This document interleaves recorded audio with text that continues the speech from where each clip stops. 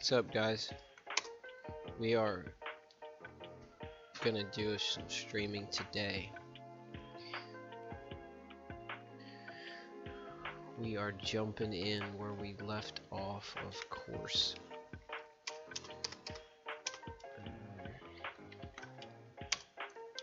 Today is the 31st, it is Easter.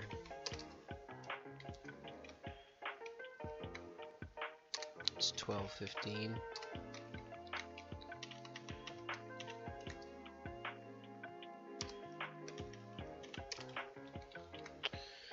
Okay. Let's, why is client over here?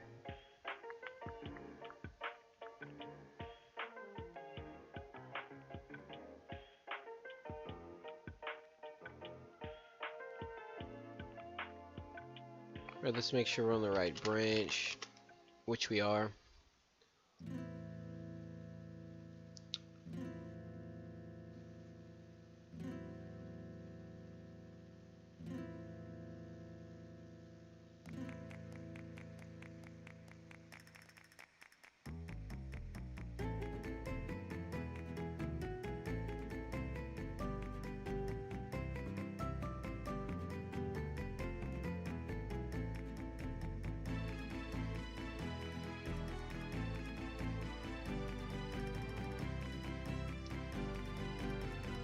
Okay, so we stopped here. Next we will need to actually implement all this code after final decision review.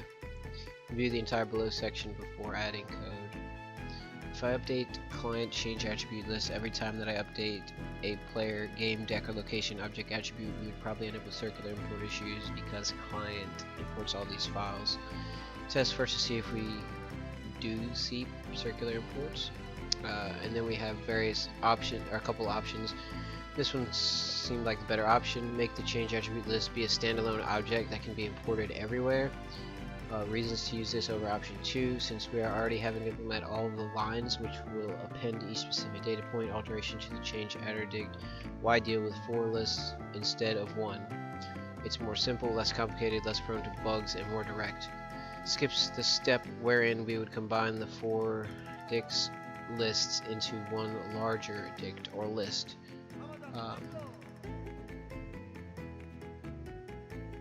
Notes while brainstorming implementations, we could update the change attribute list.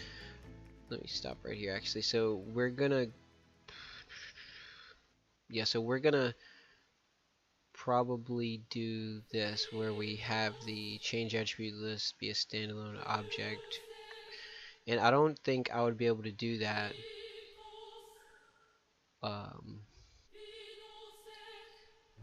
but let's try it. So we have our changed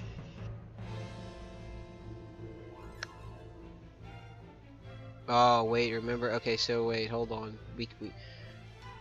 it's a little more nuanced than that. As simple as just having one. Remember, we're gonna have one associated with each client.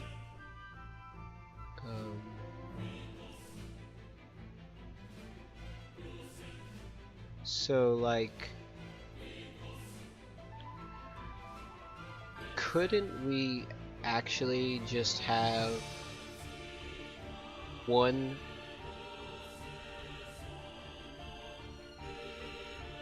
changed attribute list on each endpoint, to where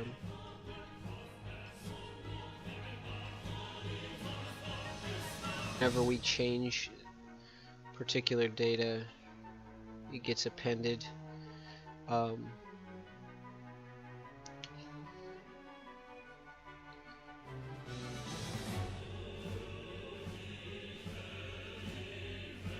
And that would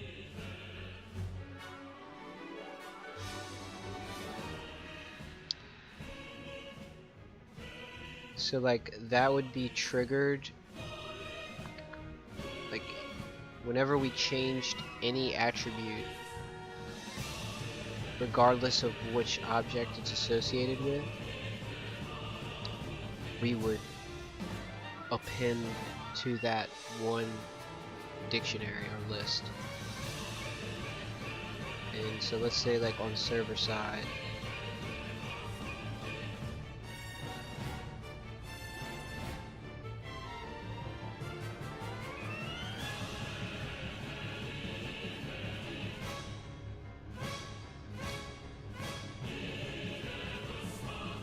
but the issue there I think would be like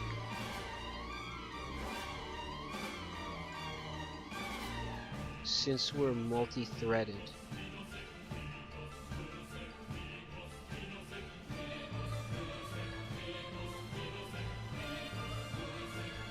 let's say that this object existed like, well, I guess we would say it would be created in two places. It would be created in server and then it would be created in client.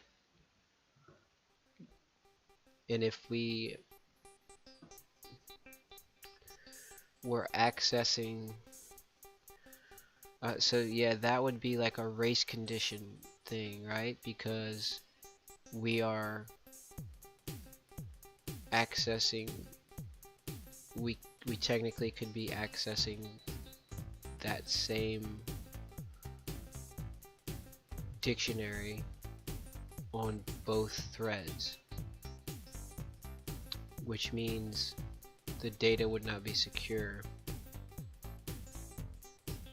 So I think if us having two separate dictionaries, one for each client,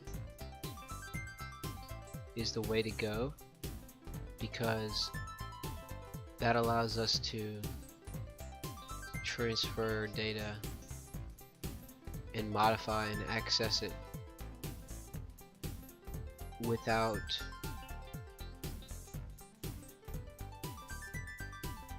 the other thread handling the same thing at the same time. But I don't know if that's actually true, because don't we transmit the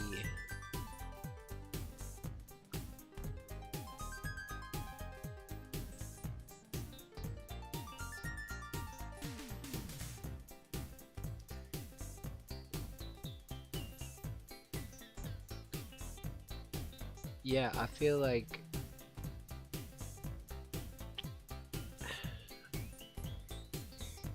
it's hard for me to understand this. It's just really complicated. But thinking that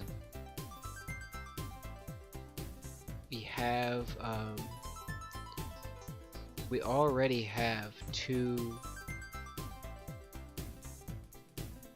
dictionaries, two attrdicts, one for each client. And I'm trying to determine whether or not, with the current system, the two attribute dictionaries, one for each client, like, would there ever be an instance where they are also being accessed or modified?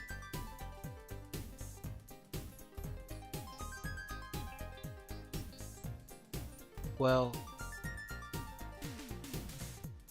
no, I don't think so, because so this issue would only exist on the server side. It would be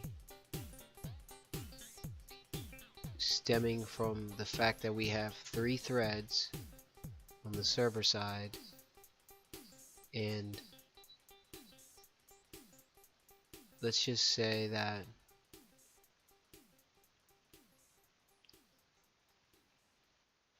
the main thread modifies the changed attribute dictionary for client 1,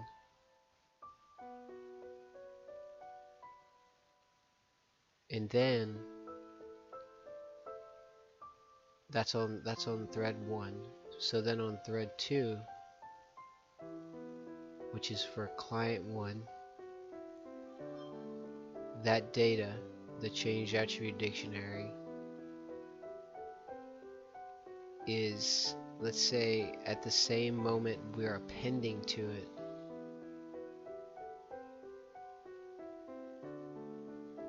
the second thread is sending that object over the network and then is clearing that object.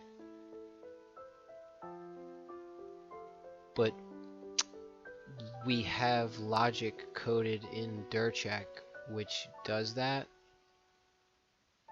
and it ensures that only the data that is transferred is the data that gets deleted, to where we're not just deleting everything,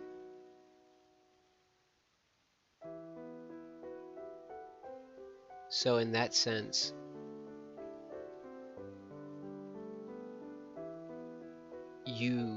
we would never have an issue wherein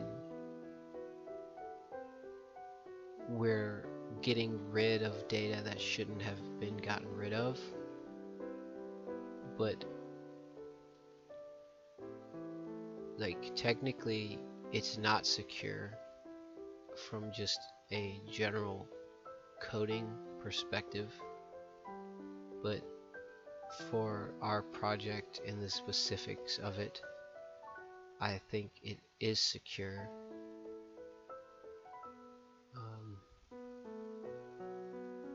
Because since we're changing this, I would like to do it right the first time and make sure I consider all that stuff.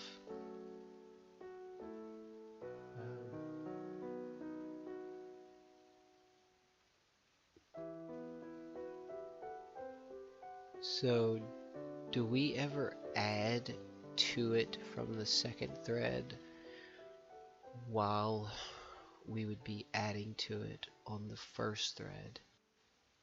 Like, if that was the case, then like how does it get determined which, like, what objects end up inside of that dictionary? Oh gosh.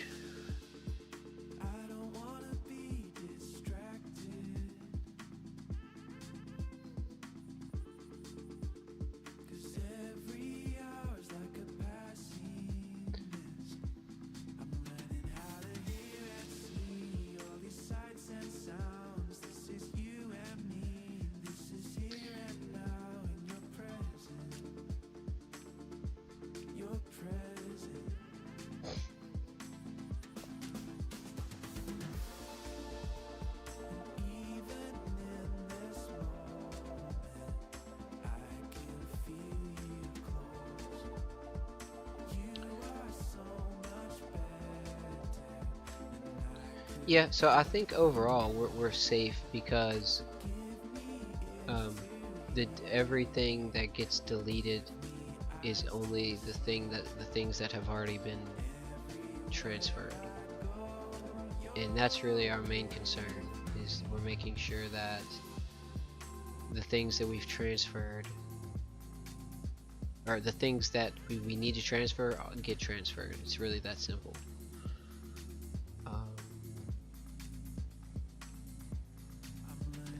So going back to the question of whether or not we can do 2 dictionaries, I mean whether we can do 1 instead of 2.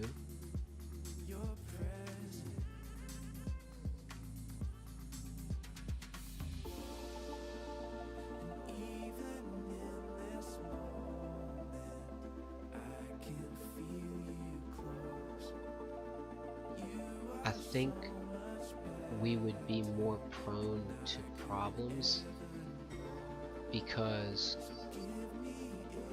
in that case we would have 3 threads that were dealing with the same object, and we don't have any locks or like synchronization implemented.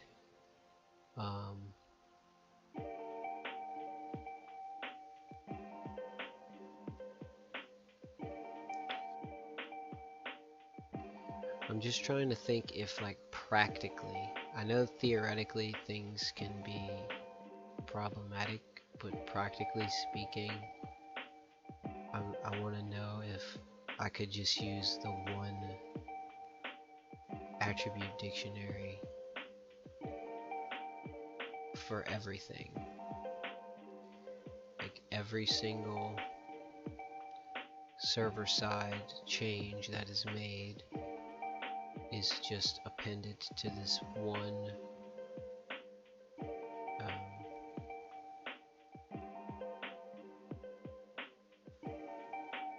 but yeah, like I said, I just feel like that's dangerous, because if we modify that dictionary on the second or third thread at the same time, there's no way to guarantee that the data is perfect, like that it's perfectly assessed.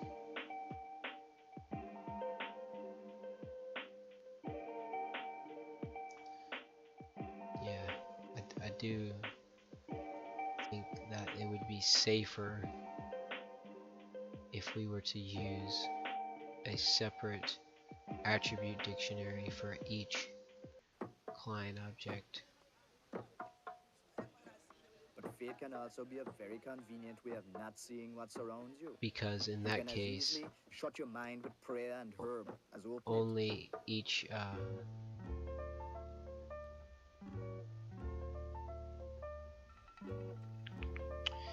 client dictionary would be associated with its own thread, so it wouldn't be a shared object between the threads.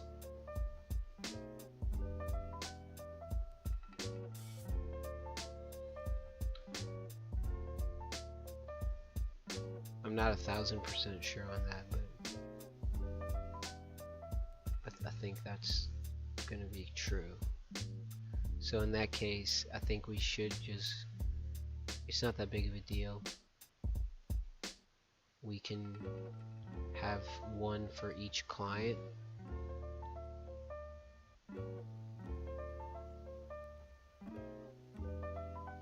And then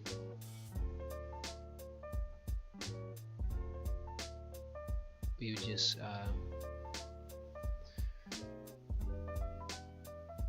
yeah, so just having one per client, and then whenever we go to send the data from the server side, the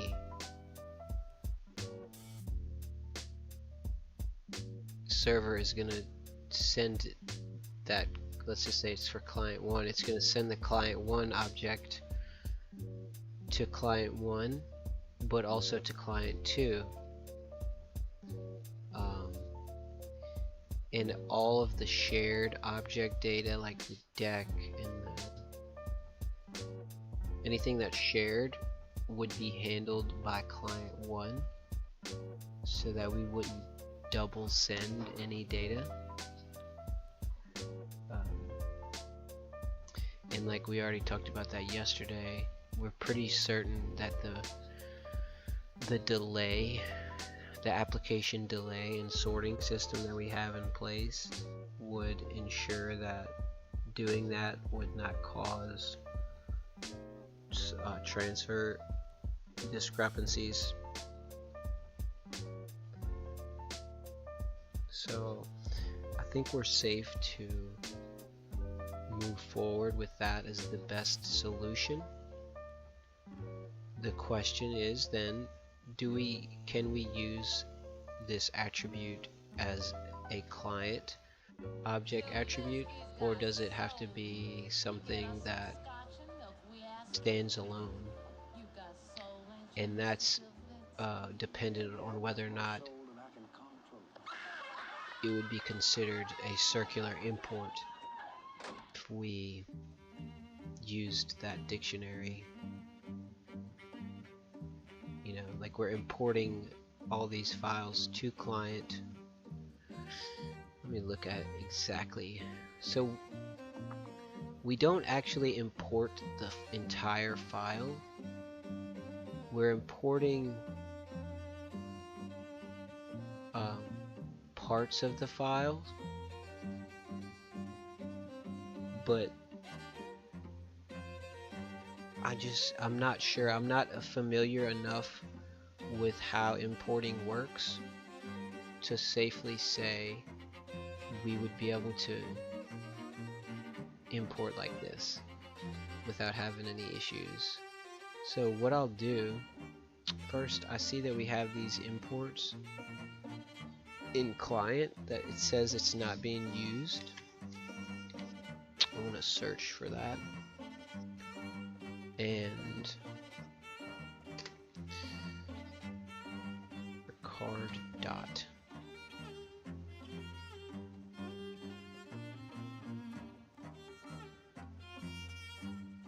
So where is this? Is in. Okay, so this is for. Why do we put card.change from dircheck? At what point does this get assigned to be a card? Okay, there we go. Alright, so that's correct. Yeah, so this is in a local definition. So we can actually get rid of this import because we don't actually use it. So I will delete that, and then it also says the same thing about custom append list.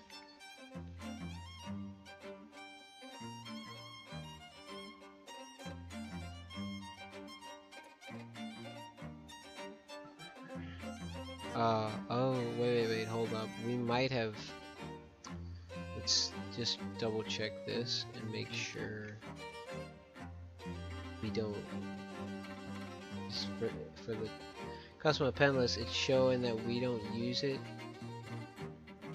but we actually do. It's just commented out. So let me see if that's the case for card.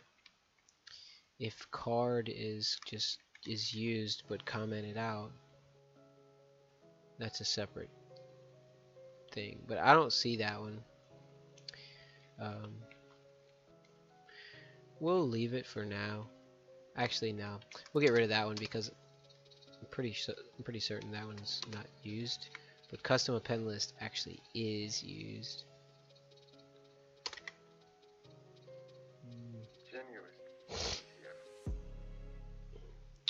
So we can just test this by, for instance, let's go to the car. So we import, let's do game, because this is one where we do import it into client. We import P1 game, P2 game, and the game class.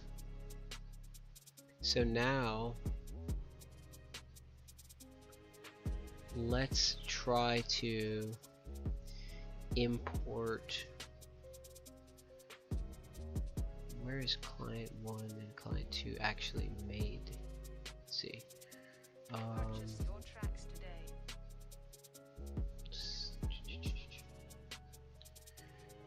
Client.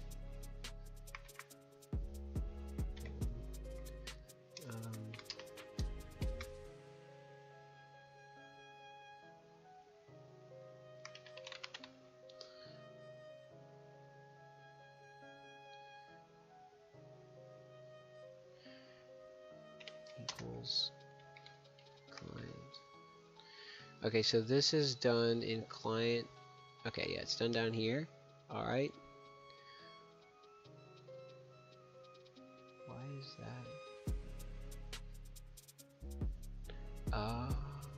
Okay. Purchase your tracks today.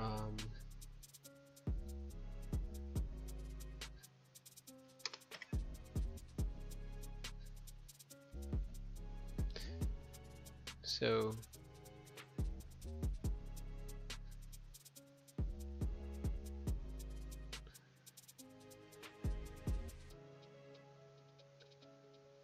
yeah, so we'll go to game, and here we're gonna put from client import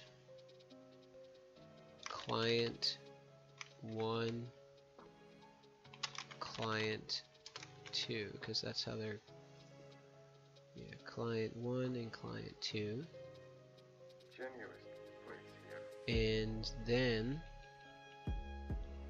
we're gonna see if we get a circular import. So we're gonna run this. We're actually gonna get errors, damn it, because we have all this commented out. Shit, I forgot about that.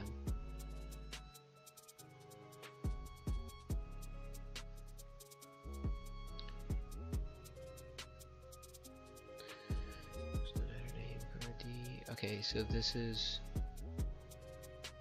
not gonna work.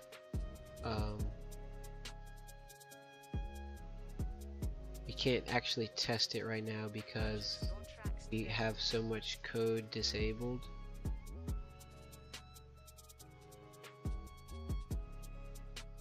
Let's see, where is this?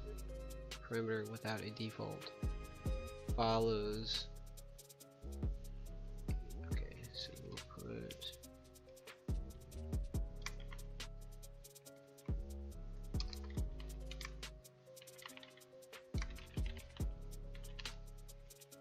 okay.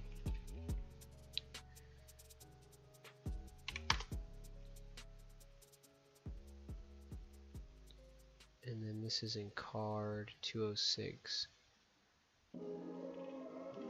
206. Wait, what? Oh, no, client.206. Client line 206. And this is unexpected indent. So we're going to just comment that out. Comment that out. Just for a second.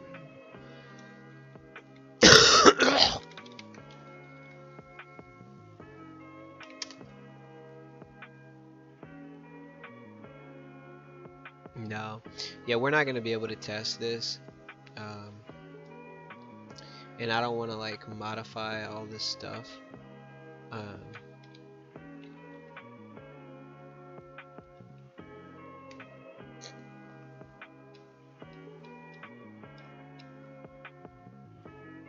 So here's what we'll do.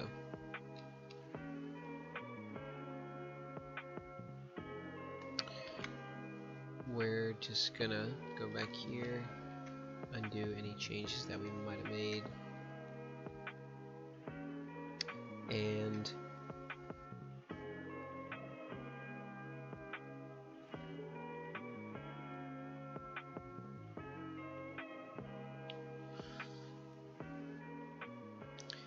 for now, at least, what we can do to definitely be like we're absolutely certain that we wouldn't have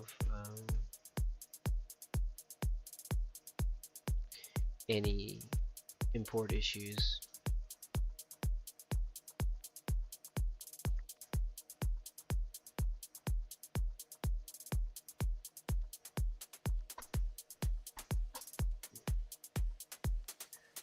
We can create, and I'm gonna put this in notes before I add it. I was ready to actually add some code, but I want to make sure I have the notes perfect, because I've done that too many times where I had to go back and change something where I was like, oh, I forgot about this. before we add in any code. I want it to be like perfectly written out in English here. So you can update the change after the system we're dealing with. Okay, so we actually can't do that right now because we just have too much disabled. 331.24. Actually, we can't use a changed attribute list associated with a client object due to the fact that we have so much code currently disabled and being modified. We will have to hold off on this should actually go.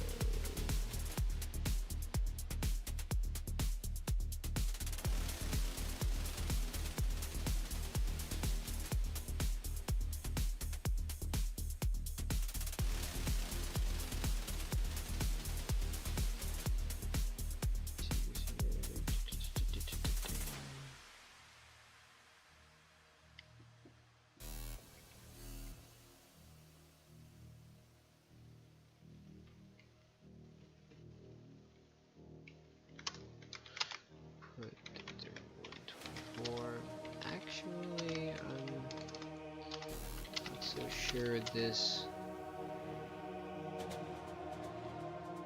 Let's read that again. Append each object's data changes to its associated change interdict, and then have the change interdict grab each object's individual attribute dictionary, appending all the various entries to itself. Or sending. Yeah, that's still that's actually that's wrong.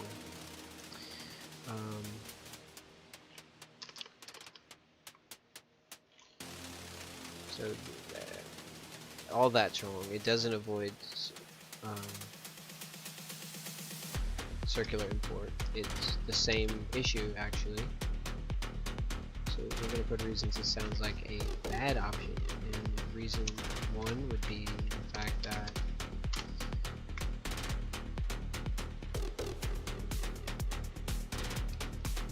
whether we used client.changed attribute list or client.changed game addict, etc. We still have the issue of possible circular. We still have the possible issue of circular imports.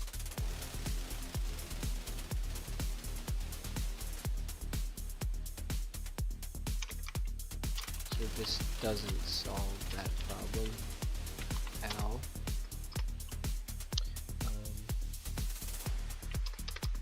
And I'll just put circular import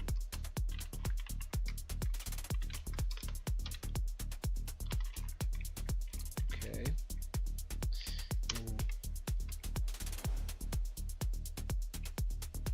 I'm trying to find this. Where did I put okay, test first to see if we, and I'll put 331.24. Can't test refactoring code currently. We cannot do this because we have too much code commented out of the refactors. We'll have to test this later.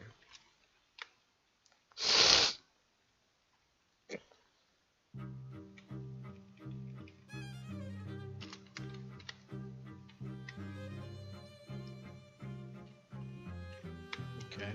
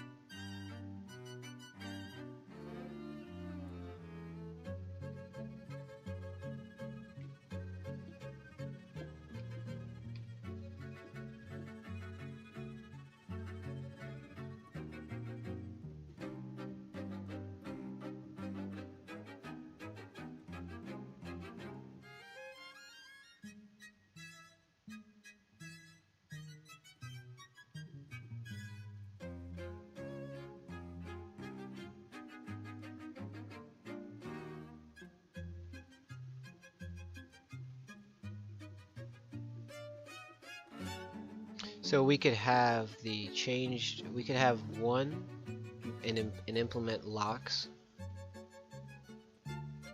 or some system to like ensure that that object is not gonna be susceptible to race conditions, or we can have two, one for each client, and I think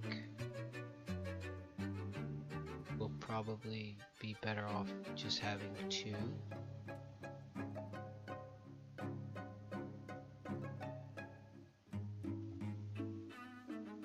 Yeah.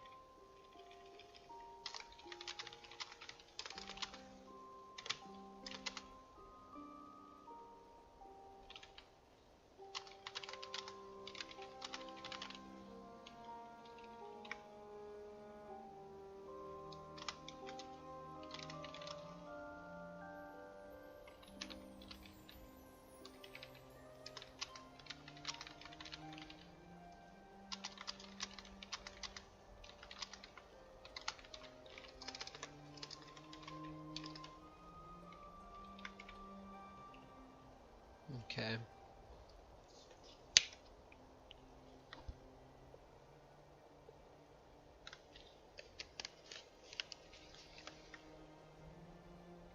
So we're gonna get rid of option 2 completely. Okay. And then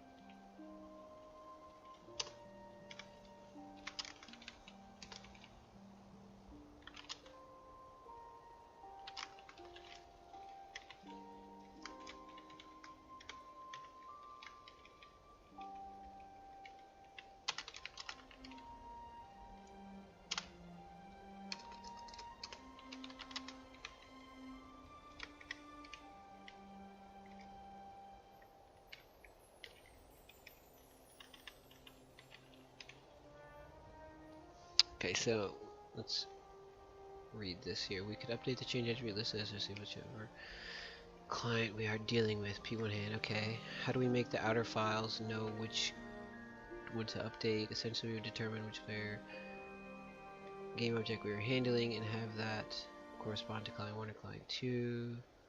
Okay, I believe this would be a solid solution since early game logic dictates the client what is always used in P1 game, etc. Raw files like which don't work in terms of 1 or 2. Okay.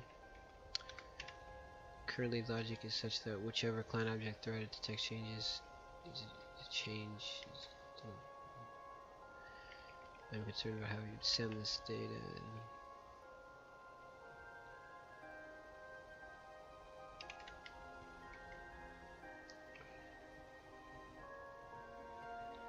I'll put this logic needs to be changed.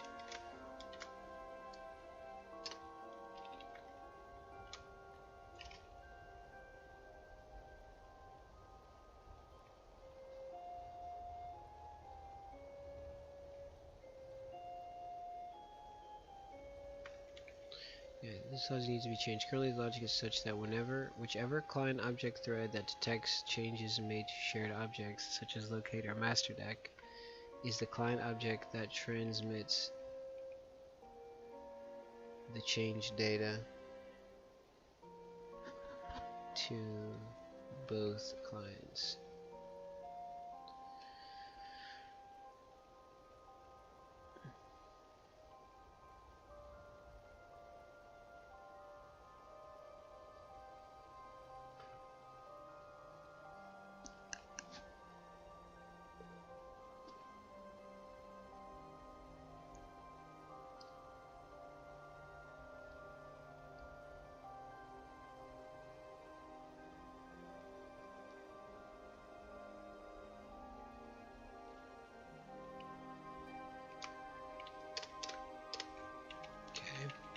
So now we had two options here for this. If we sent all shared object data via client 1 thread, this would mean that client 1 thread would more often be clogged up with more data flow. The question is then whether or not this was bugs you're transferring. I think it's because of the delay sorting system we are putting in place.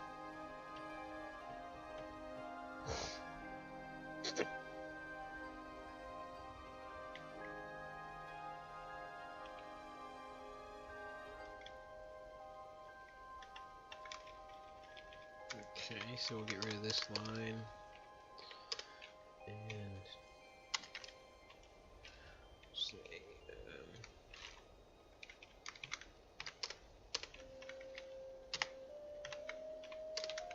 would this cause bugs, data transfer issues? I don't think it would cause issues because of the delay sorting system we're putting in place.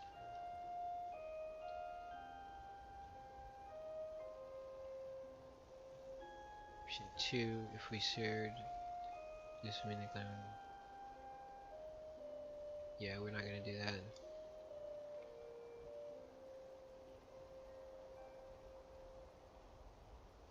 If we sent shared object data via both client objects, this would mean that client 1 and client 2 would have special thread logic that would exclude sending the data to both clients. Yeah, we're not going to do that. So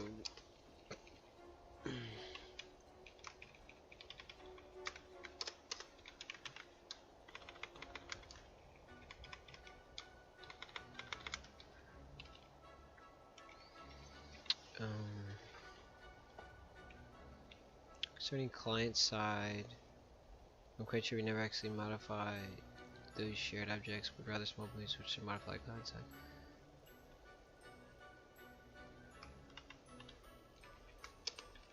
And then the boolean switch data is sent back to the server, wherein the server can be used to modify these shared objects based on those decisions.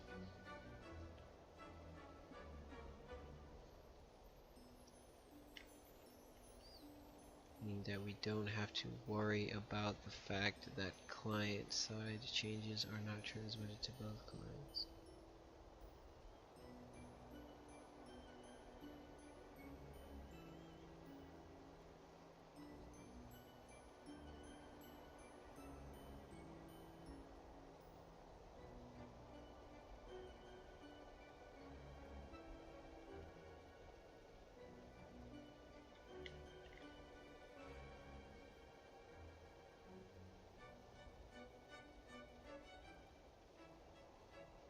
Yeah, client side is not a problem.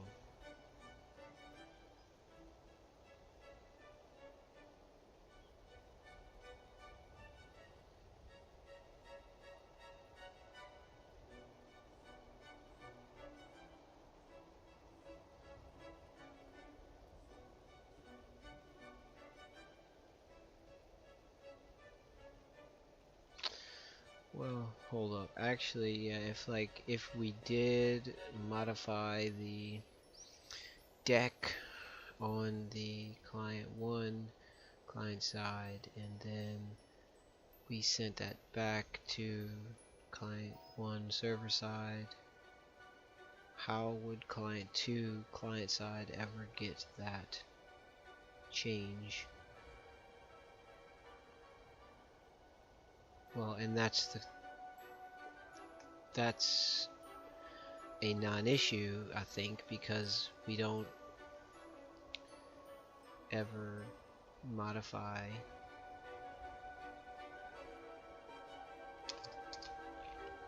the shared objects, rather small booleans which is modified and words which is on the server, wherein the server continues to modify the shared objects based on those decisions. Yeah, so meaning that we don't do much fact the clients that change from translating with both clients. Yep. Okay, and then after decision is made concerning which option I change menu course.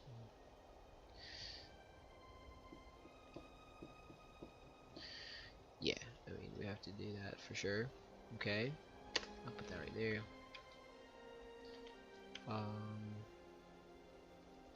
I'll just put this to be at.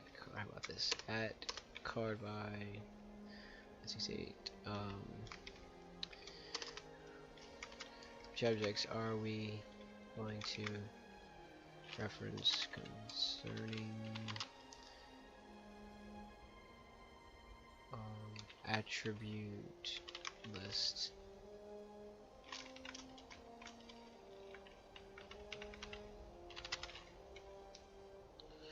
Okay.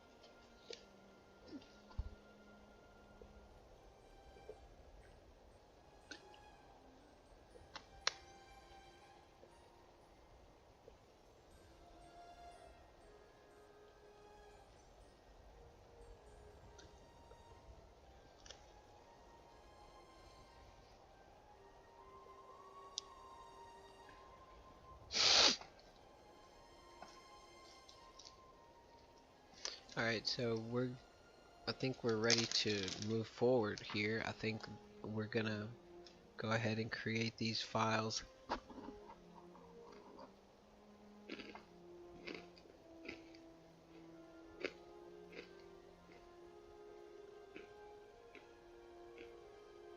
Or rather,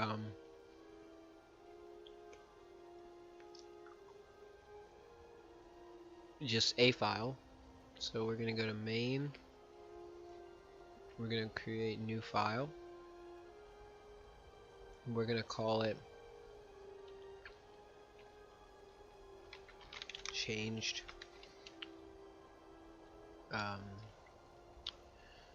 Call it changed adder list.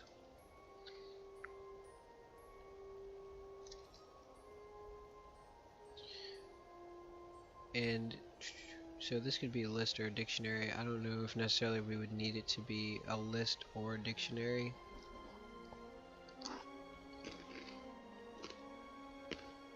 Like, I don't know which one would be the better choice. As it currently stands, I don't know.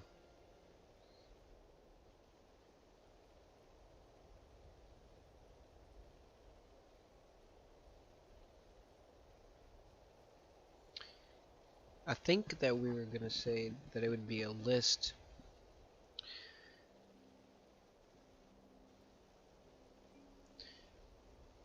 the, like, we could have it'd be a dictionary with the, no, because we already have code. We already have code implemented in, like, client and server and stuff. Remember that are expecting this to be a list. Yeah, they're expecting this to be a list.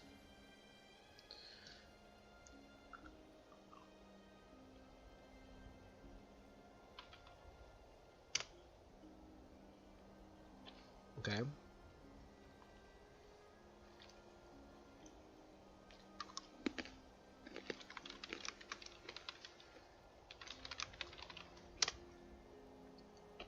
Okay.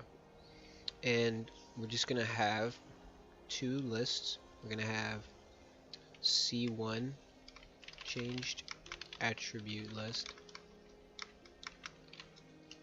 and then we're gonna have C2.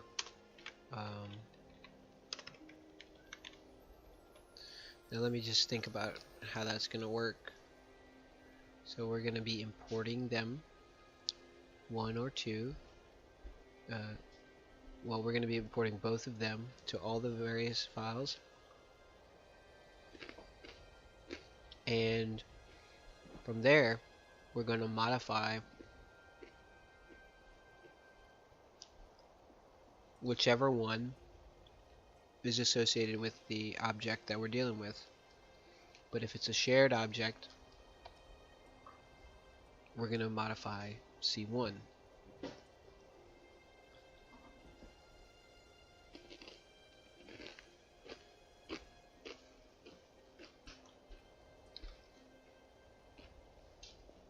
Okay. So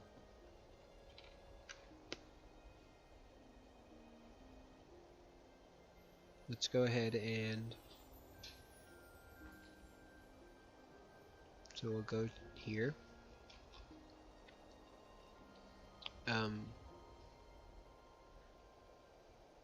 We're gonna get rid of the change attribute list here. We are going to, let me just read this real quick. Use send side consists of the data which has been altered on the current endpoint. It's populated in the form of at the time of each individual data point change via calculated property, direct assignment, or count by logic. Use receive side is sent over as part of the inc data client object and then iterated through after being sorted via timestamp to apply all inc data changes one by one. Okay.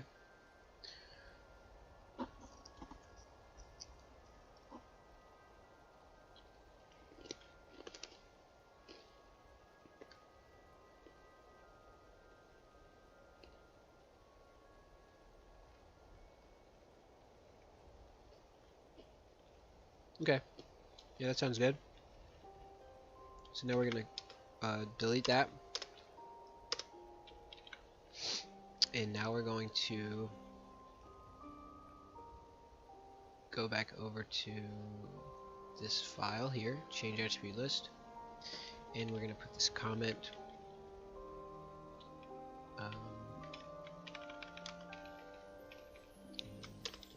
Copy this.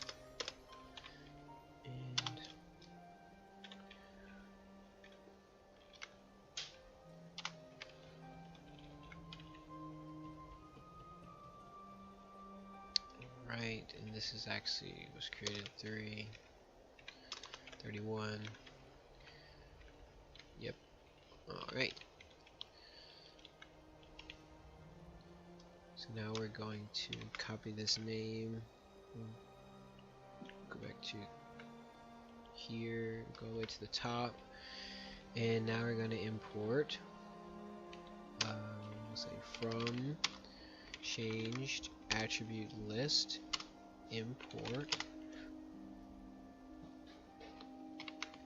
C1 change attribute list and C2 attribute list.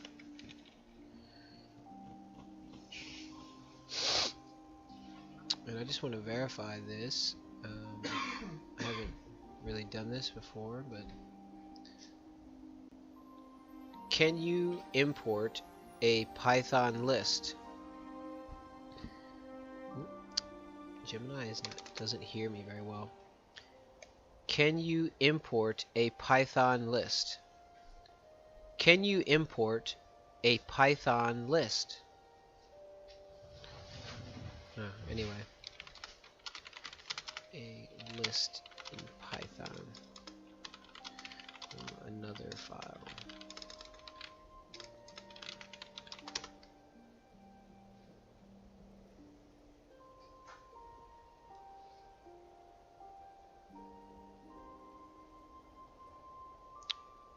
Yes, you can import a list. Here are the two main ways. You can import a statement. So you have my list, blah blah blah. And then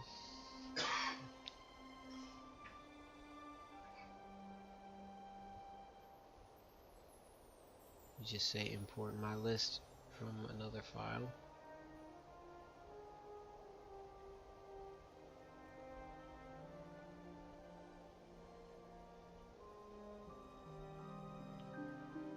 Or you could say from my list, import my list.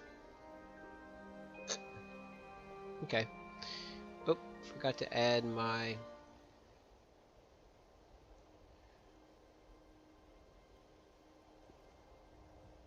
stream.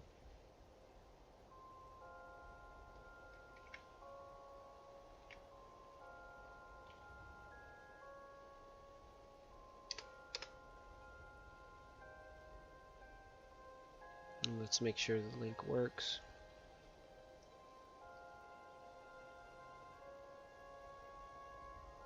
Yep. All right.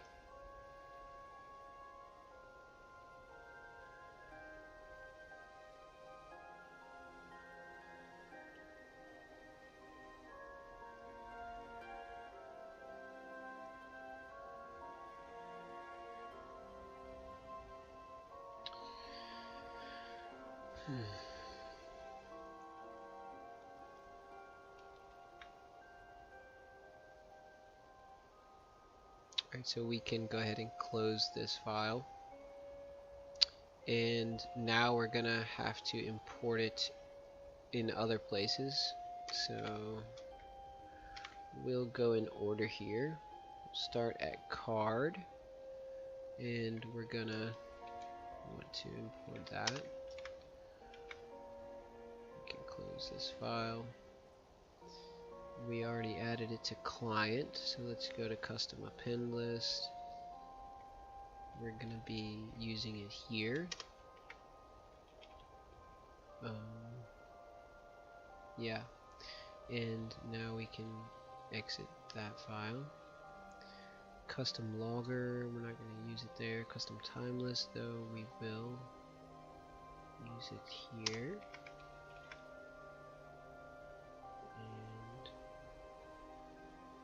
Deck, we will I don't know, let's see, will we actually use it here? I don't know. Yeah, I don't, yeah, all this, well,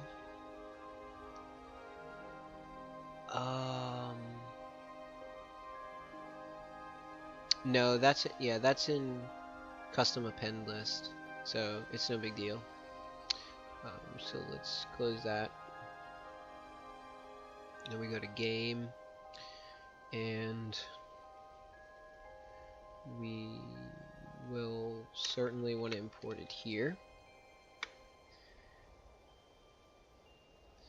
because we change a lot of stuff here.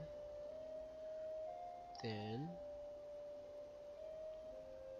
we're gonna go to locations, and I think we will want it here. Okay. Network. I don't think we need it there. Player. Yeah. Well, actually,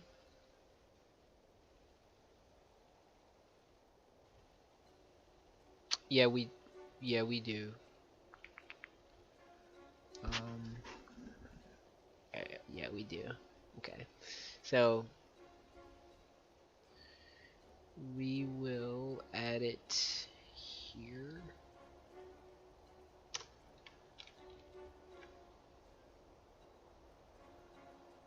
Progression.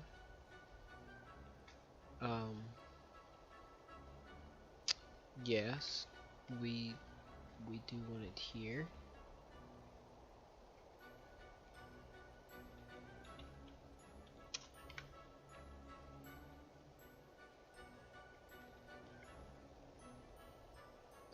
Server. Yes, we want it there.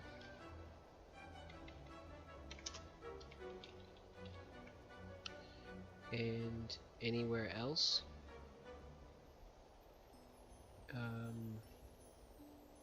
Setup.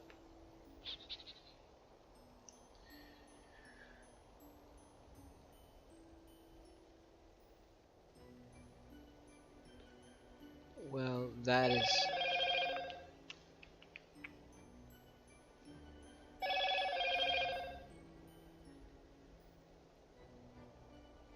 Current card is there. Yeah, I think... Okay, yeah, I think we are good here. I don't think we need it in setup. And that's it. That's all the places that I would need. It's needed. Let's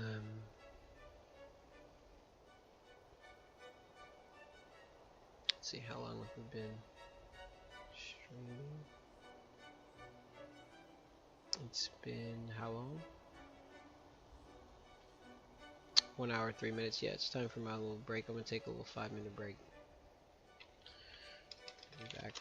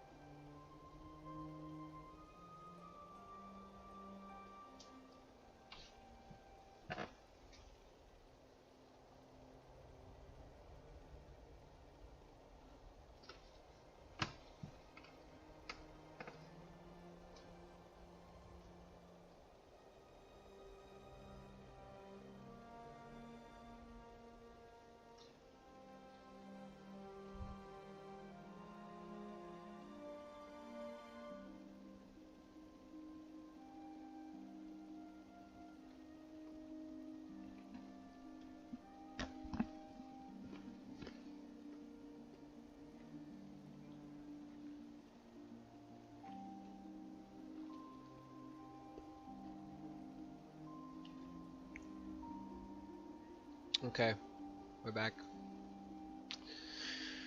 Oh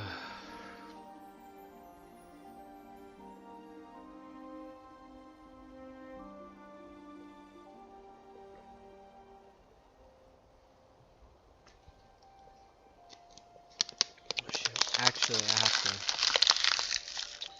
take my medicine. I forgot.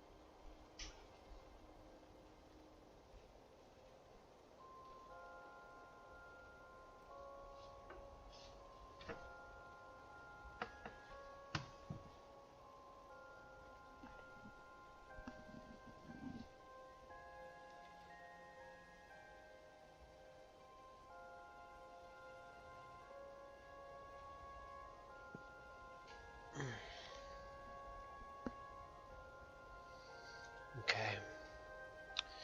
So where are we here? Um.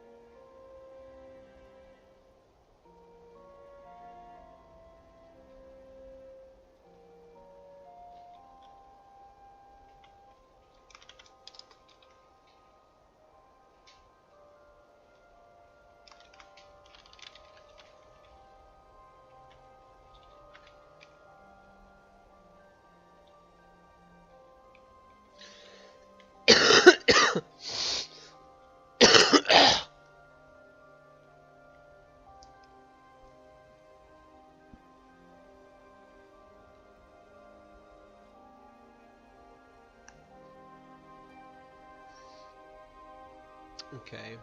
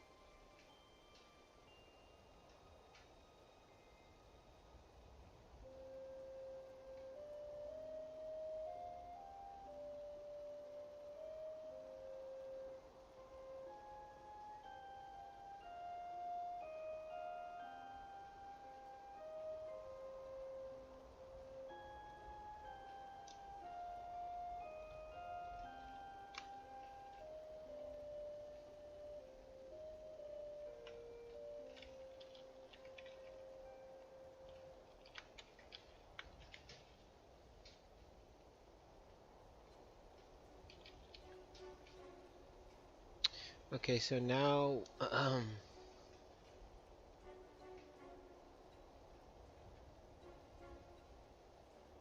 think something I'll do real quick that's easy.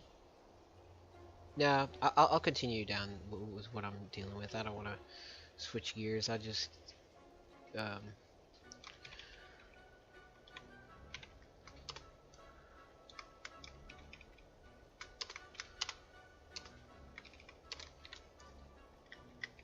okay, so we did that. So I'll put that in the devlog.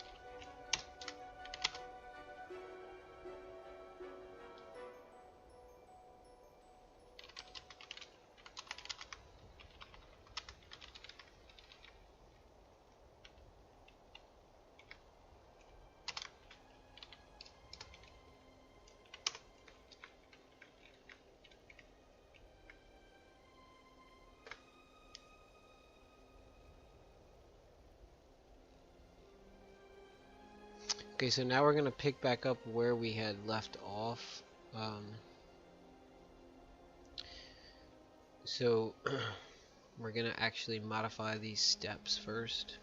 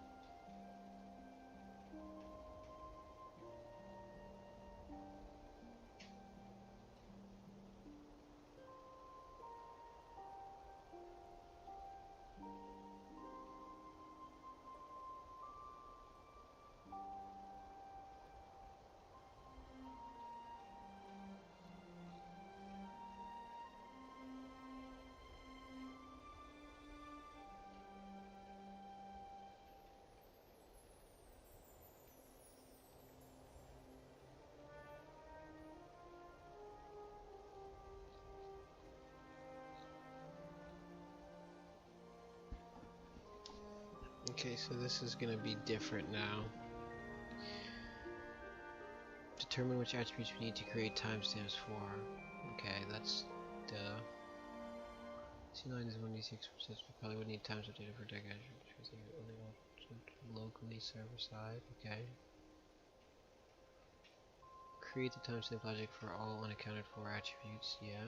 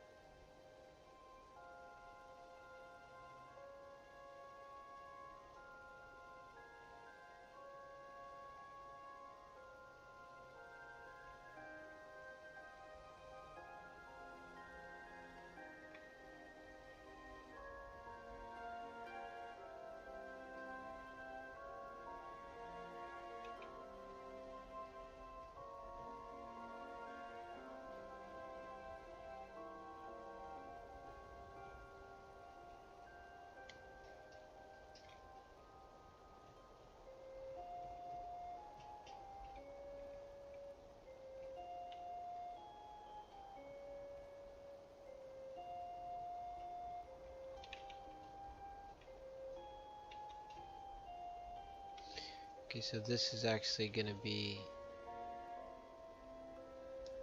This is not going to be inside a dirt check, so this is going to be the new step 3. Step 3 is going to be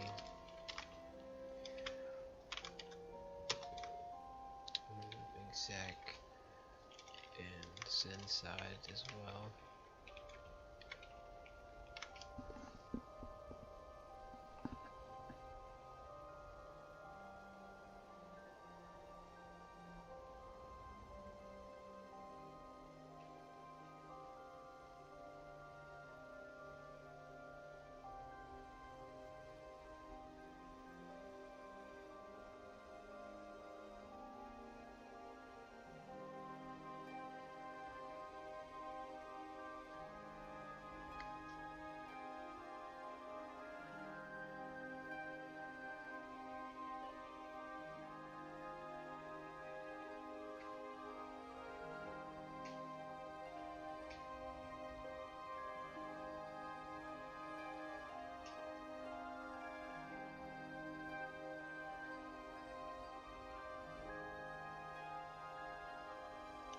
When adder is changed,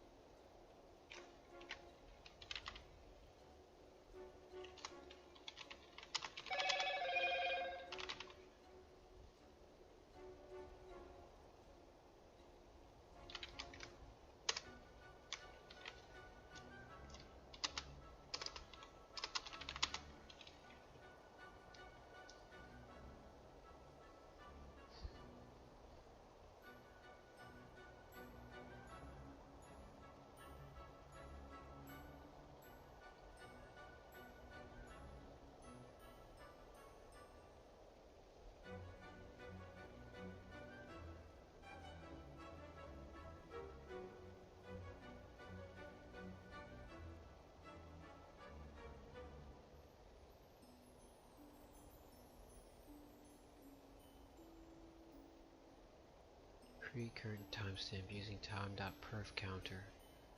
Then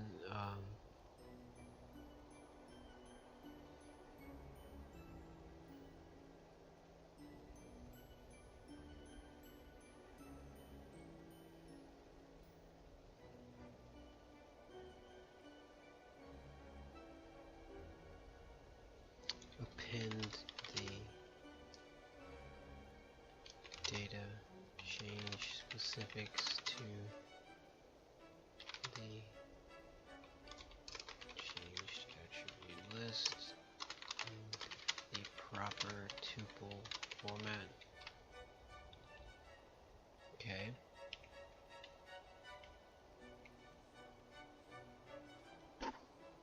So we're not even going to use the time dictionary.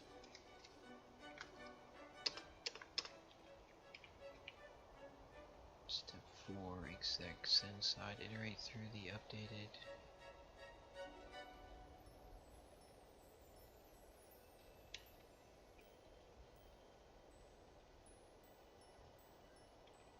Iterate through the updated client time dict.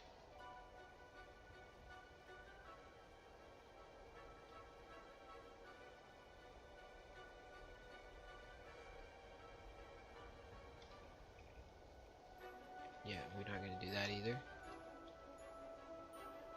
Yep, that's not going to be how it works.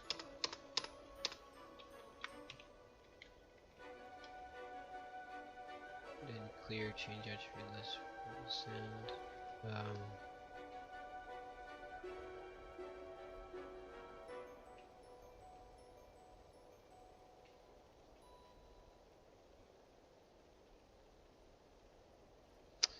So then we would actually, we do want to clear the changed attribute list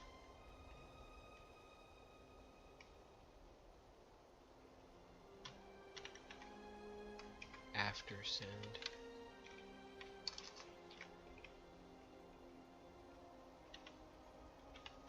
Ensuring data integrity. Okay. But we actually would have step 4.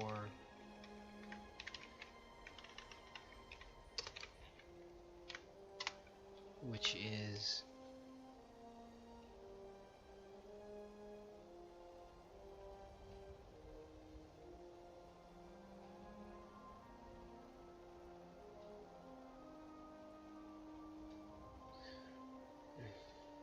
wait, but don't we need to call dir check at a certain time? Because like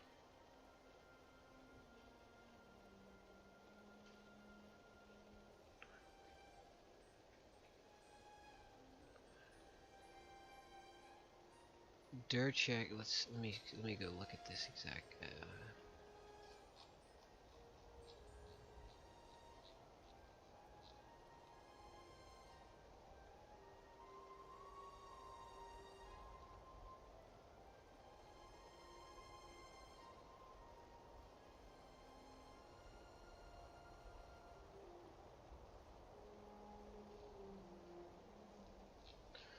okay, so this is for receive. We're looking at send. Okay, so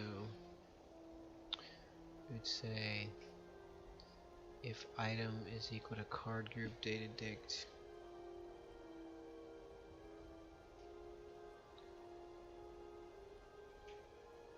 then we say adder val equals get adder. Okay, and then make a copy and make sure that we would send it. Okay,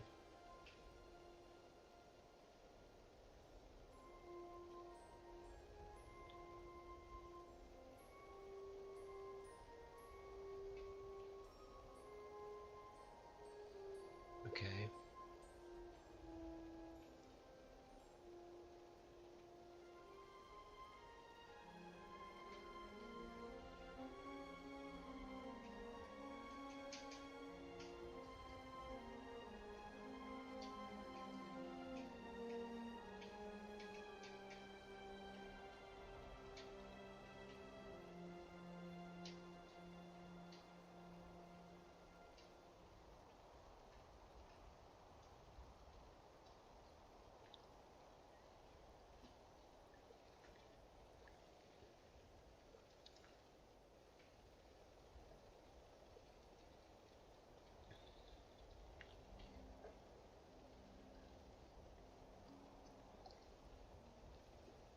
Hmm.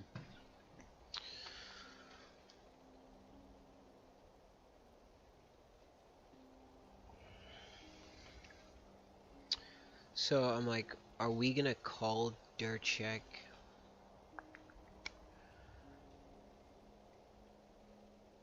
Like, I'm trying to think. Like, whenever we change the data in the actual like calculated property or whatever, is that where we're gonna call dir check? Because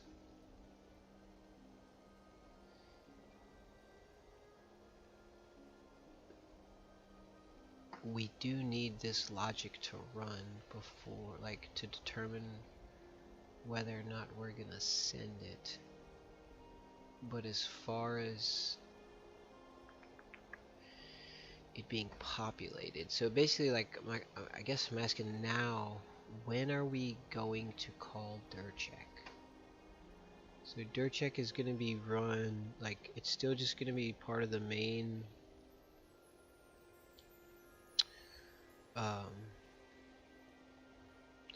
okay, I remember now. So before each send, we're gonna be iterating through the changed attribute list. But where does that happen? Like, does that happen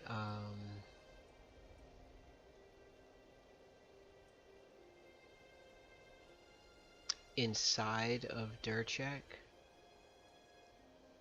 I thought I had modified this. Apparently not.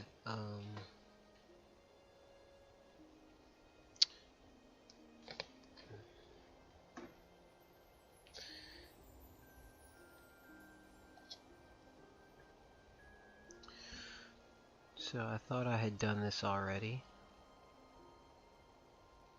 Let's see.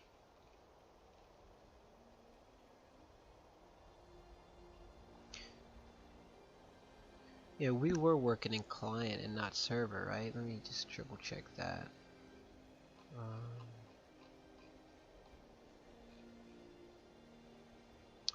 So let's minimize this.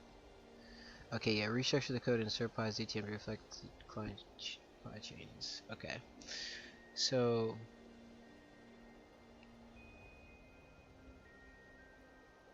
okay, yeah, so we were working in client. I'm trying to remember. We had decided on this, like, before send. Let's see, where is it? That's for.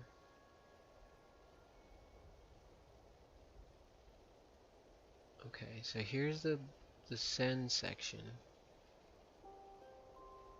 So we just straight up called dir check.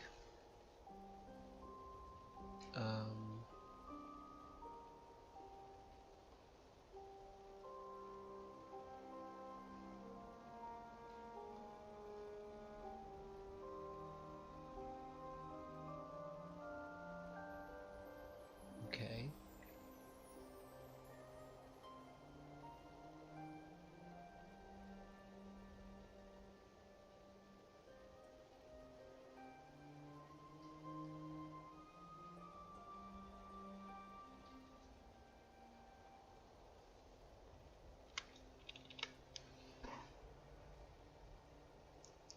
So this is the received dir check. Yeah, so we need to determine where we're gonna iterate through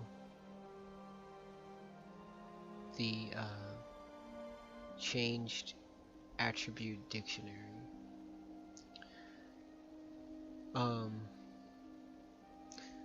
I think it would have to be outside of dir check because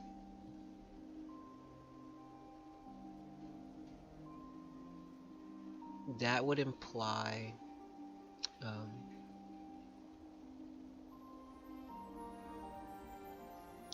if we like if we put it outside a dirt check and we said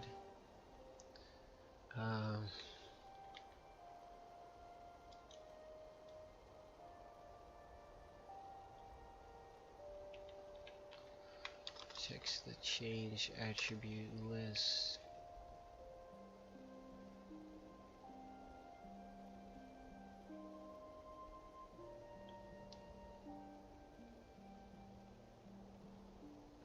Well, this is client side, but it's still gonna be the same deal. There's gonna be, I think, a little differences for so on the server side, we're gonna have to assign, like, we could assign a namespace to refer to the current client adder list, and then the other client adder list, and since it would happen in the context of each client thread, we would just send the we would run the dirt check in the context of whichever list was associated with the particular client, 1 or 2.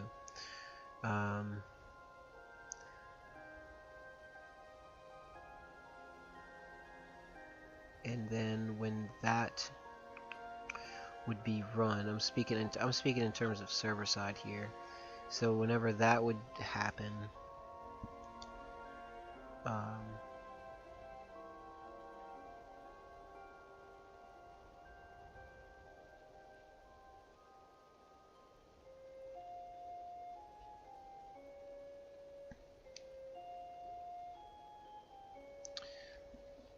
well, hold up. I'm a little bit lost here. I'm thinking this apply data logic inside a dirt check up here, way up here.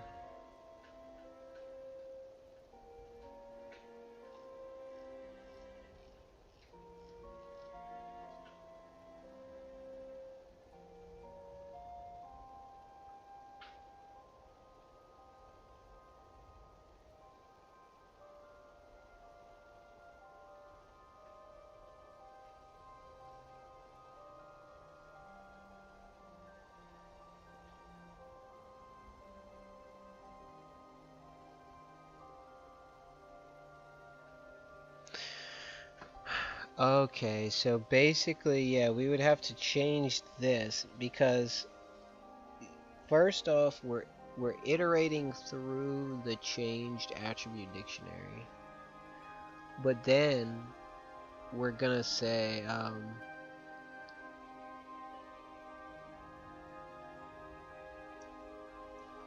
then as we're iterating through the associated clients attribute list, we would determine whether or not we're actually going to send that data, and if we were to determine that, let's see, we would say, where is it?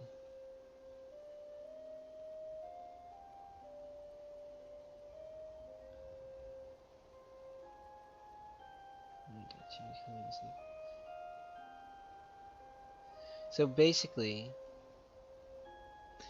if we determined that we weren't going to send it, we would simply remove the entry itself from the changed attribute list, which we're iterating through. Like we're iterating through it, and every time we iterate through it, we're gonna call dir check one time, and then for certain of them, like this one, card group data dict, it's gonna check to see if we're actually going to end up sending that data, and if it's determined that we're not gonna send the data, then we will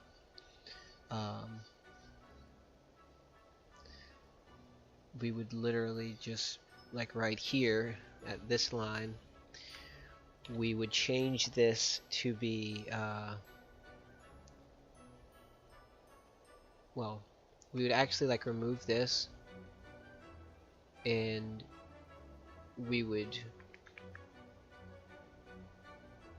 let me put a note here.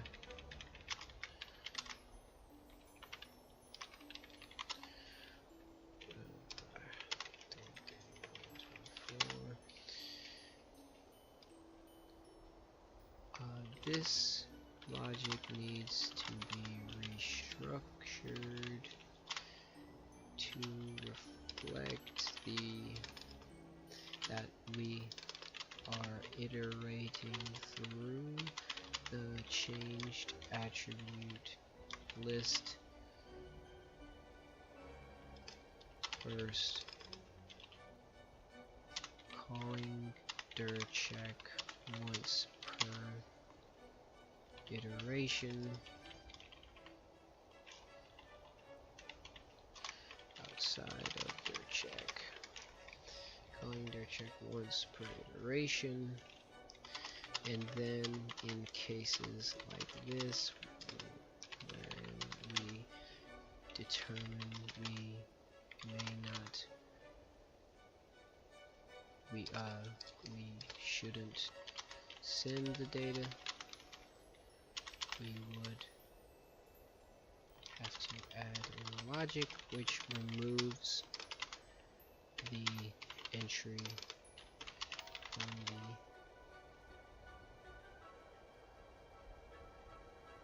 changed attribute list. Yeah, I think that makes sense.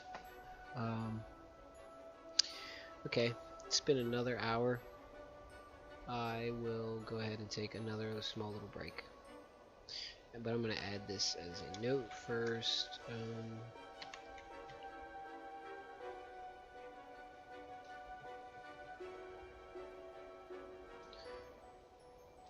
Well, actually, I'm going to div this line section. Alright. And now I'll copy this, and we're going to put this in things to do.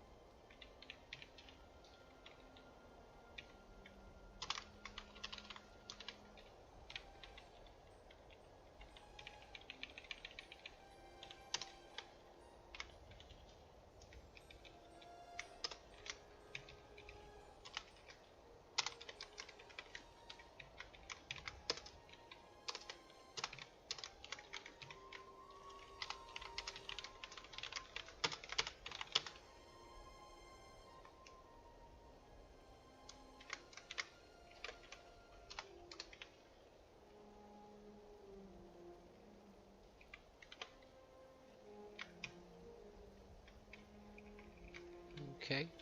Alright, yeah, so I'm gonna go take a little break real quick.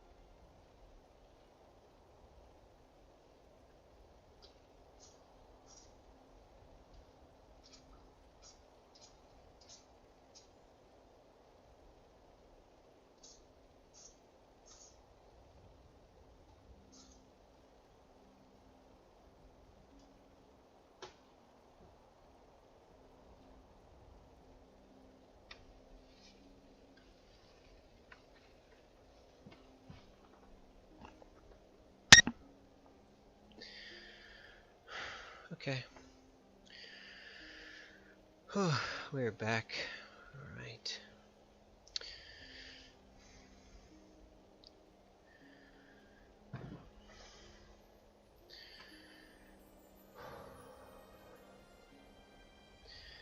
Did my push-ups.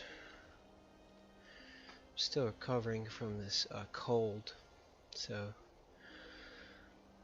been feeling kind of weak.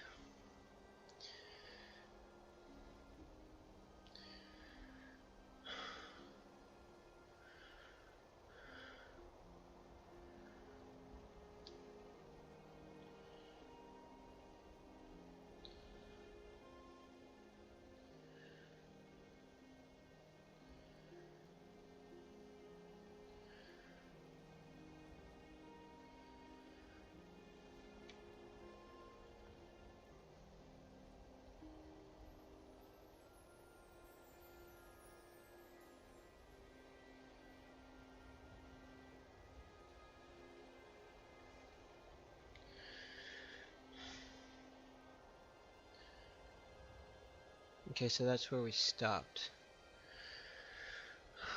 Logic and dirt check at lines 4 is easier to start fluctuating do the exchange entry. Okay, that's right. We're updating the steps. So let's go to the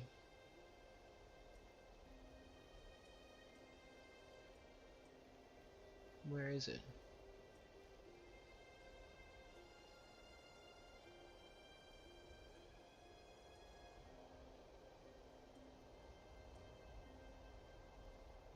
There it is. Okay, so we're going back down here to the steps, and we're gonna so when adder is changed, append data point change to associated kind of change attribute list. Create current timestamp using time perf counter, then append data change specifics to the change attribute list in the proper tuple format. And then outside of dir check, we will begin iteration through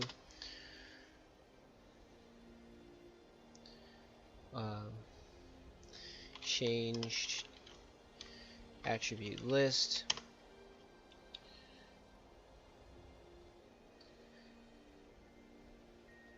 Okay.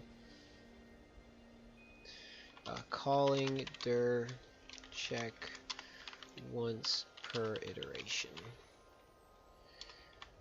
Passing the correct params based on the change the lists tuple values or tuple elements. Okay.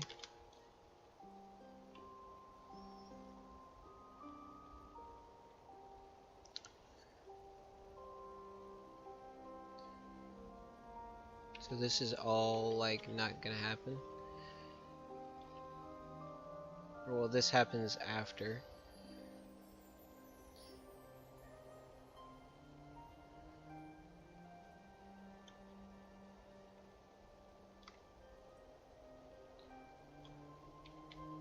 Okay. Store inc data and receive object list. Okay, so this actually isn't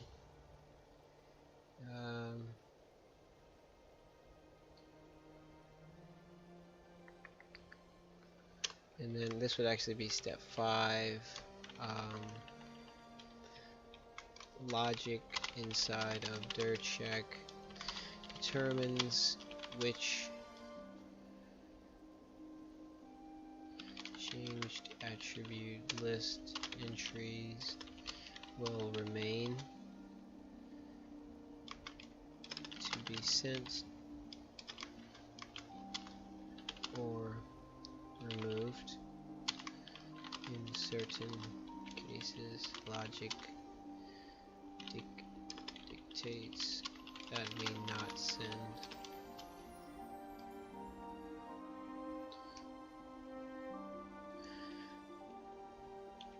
And then this would happen first. We would ensure, which would be, just say send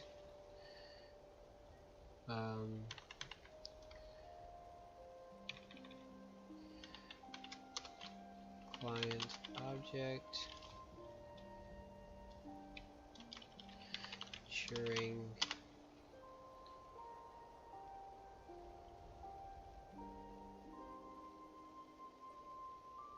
oh, I see what we could do here. I got an idea. Okay, to attach yeah, that's a good idea, I think. Make client dot changed attribute list associated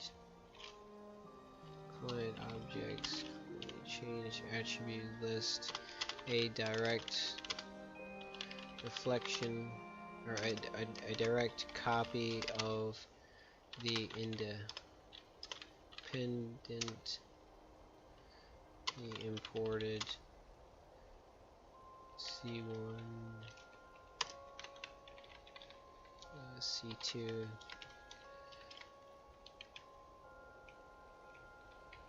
C1 C2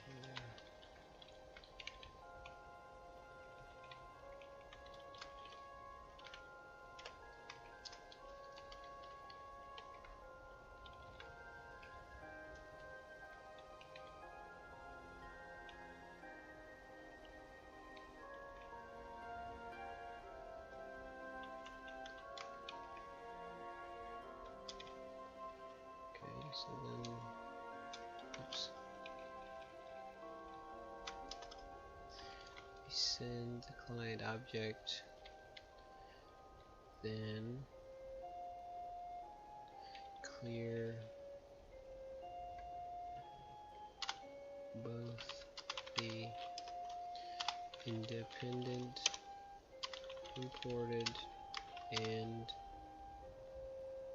client adders change attribute lists after send, ensuring data integrity, and then store on the receive side, storing data in receive object list, iterate through the data changed attribute list. So during iteration, append each entry to the ink. Okay.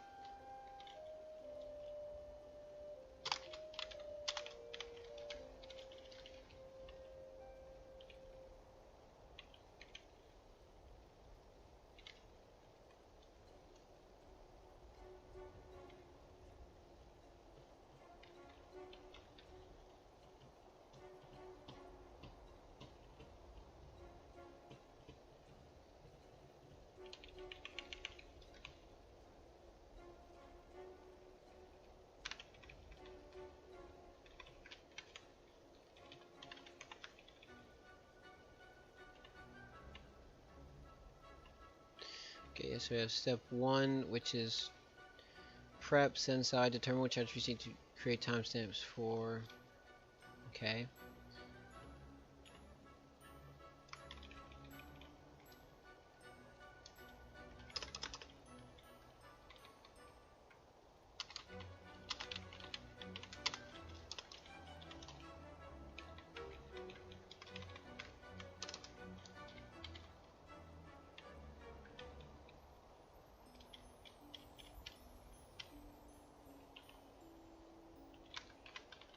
Okay, then we have step 2, create timestamp logic for all unaccounted for attributes. Okay.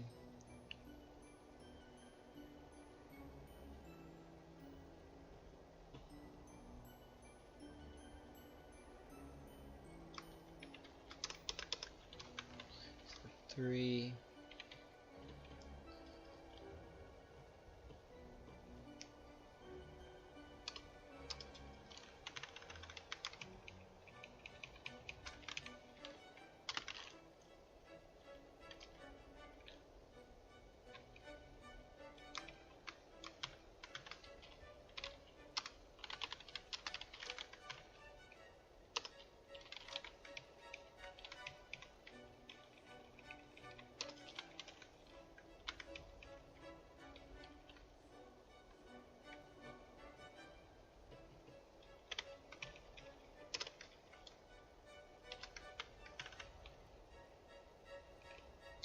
Alright, then when adder is changed, append data point change to associated client objects or independently imported C1, C2,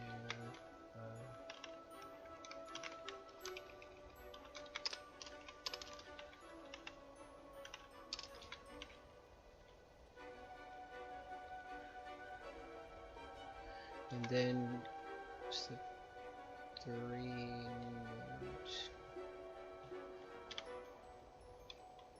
to a node, create current timestamp using perf counter, then append the data change to the change attribute list.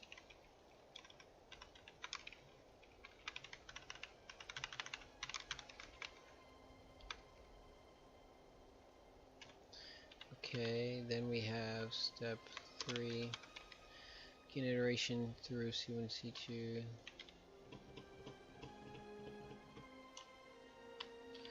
Okay. Then 3A, which is call dir check once per iteration, passing the correct parameters based on the list tuples elements. Then we have step 3B, logic inside dir check terminals which remain to be sent or be removed. Okay, and then this is step 4. Wait, wait. Yes, send side. Okay, right. This is still correct. Make associated client objects. Change attribute list, a direct copy of the independently imported attribute list. Send client object. Clear both.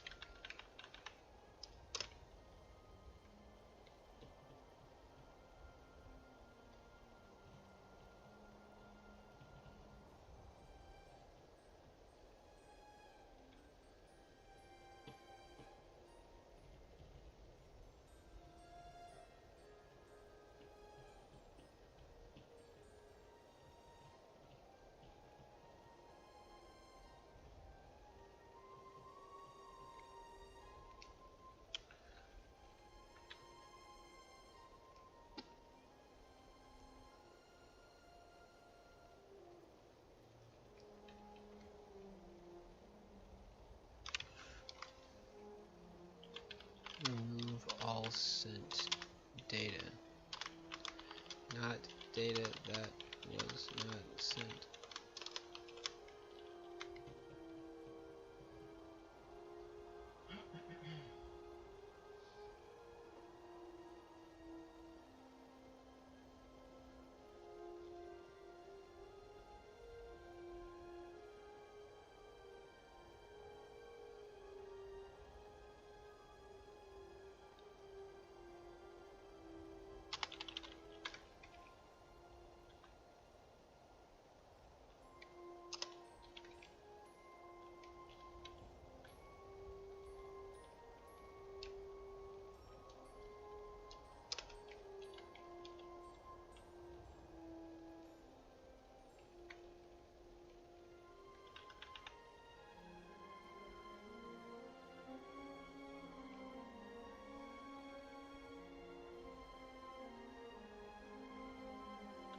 So then we would iterate through the inc data changed attribute list.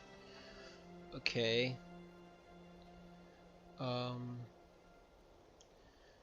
But then this next section is going to be different.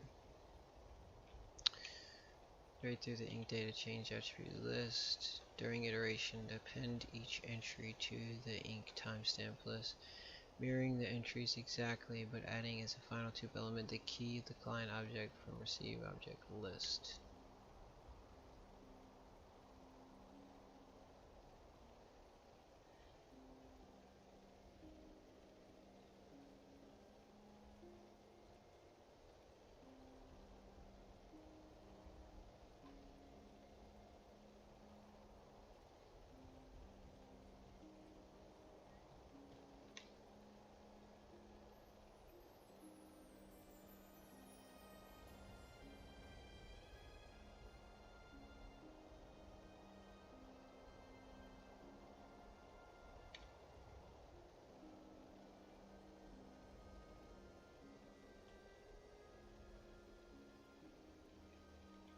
Okay, yeah, that's right.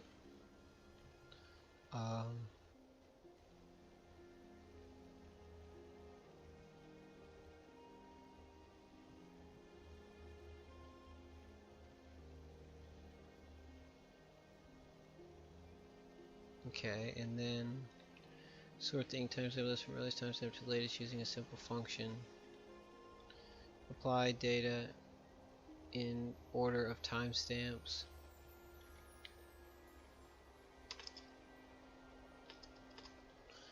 Depopulate the inc timestamp list as the data is applied. Okay, yeah, that's a lot better. I think this is gonna be our final version.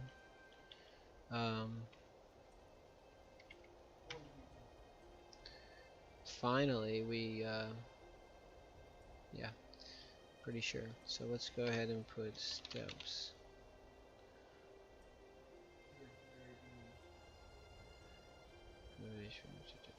Let's see. Alright, so let's go over here and we will.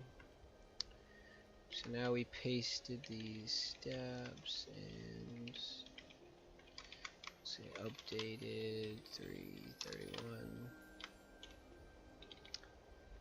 Okay.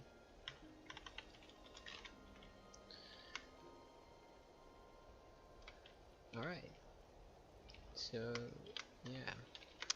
Now I think there's another spot where we right here. Alright.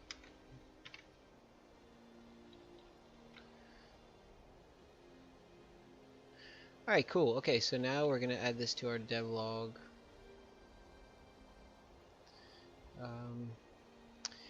I think I'm gonna stop here. It is Sunday after all, so we'll just end up, we'll say 250. We begin implementation of final, or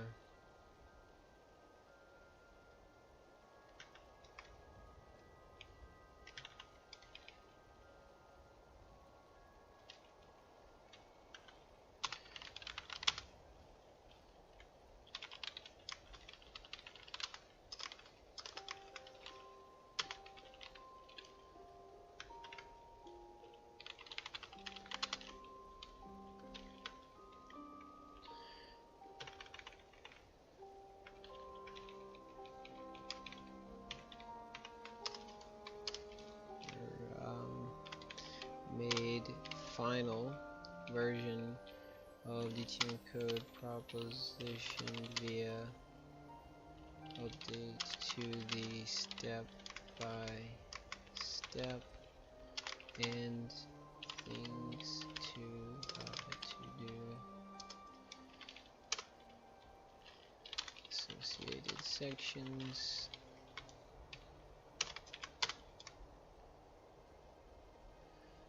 And ensured proper ordering and logical coherence of entire process, ensuring all requirements are met. And then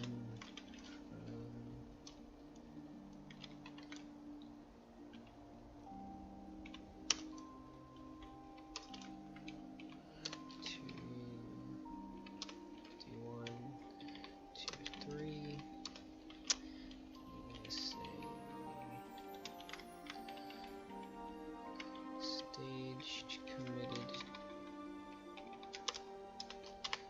push change to repo and create a new local backup. Okay, so now we're gonna do that. So we're gonna do cd to the proper parent directory. Now we're gonna get branch to ensure we're on the right branch. Secondary is the correct branch. We're gonna do get add. Now let's read all this. This is LF. These are all inconsequential. We don't have to worry about those. Now we can do our commit message, but we forgot to copy and finish this. 3 o'clock. Oops.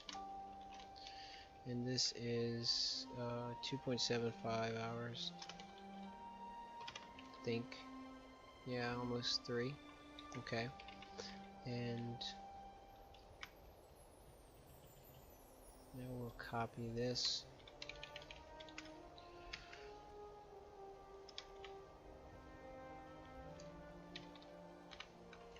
Paste that. Looks like we have. Okay, let's try that again.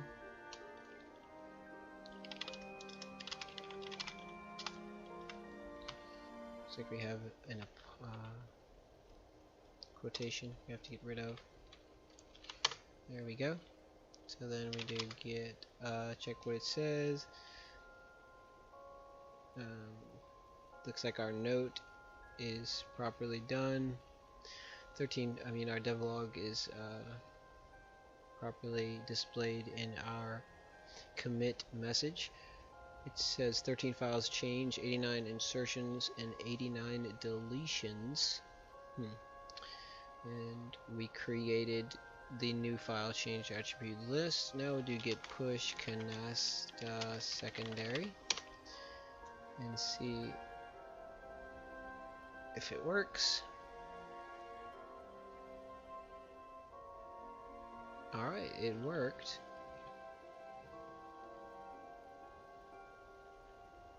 Alright, and now we have to make a local copy. So let's open up this folder rather. We're going to copy this with Control C. We're going to go back to the backup. We'll delete this one. Now we're going to hit paste. Now we can ensure that we are we made a proper copy. 331, that's the date today, so it is a proper copy. And we also should have that new file in here, which we do. So now we know we have an updated local project copy. So then we'll do 331 and we're good to go. Now we can go ahead and quit